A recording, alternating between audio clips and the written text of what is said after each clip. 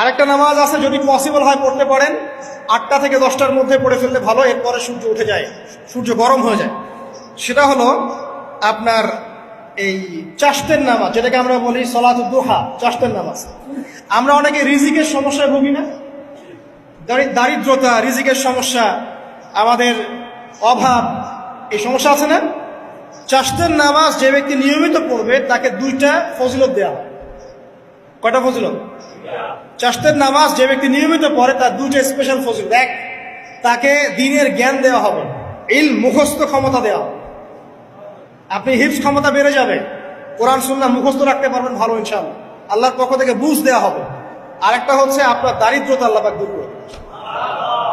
এগুলা পরীক্ষিত আমল ভাই, এগুলা গাল গল্প বলছি না, এগুলো পরীক্ষিত। আরেকটা আছে, সূরা ওয়াকিয়া রাতে তেলাওয়াত করেন, সূরা ইযা ওয়াকাআতিল ওয়াকিয়া লাইসা লিওয়াকাআতিহা কাযিবা, এই সূরাটা আপনি তেলাওয়াত করেন, দেখবেন দারিদ্রতা চলে যাবে ইনশাআল্লাহু আযজা ওয়া জাল্লা, চলে যাবে ইনশাআল্লাহ।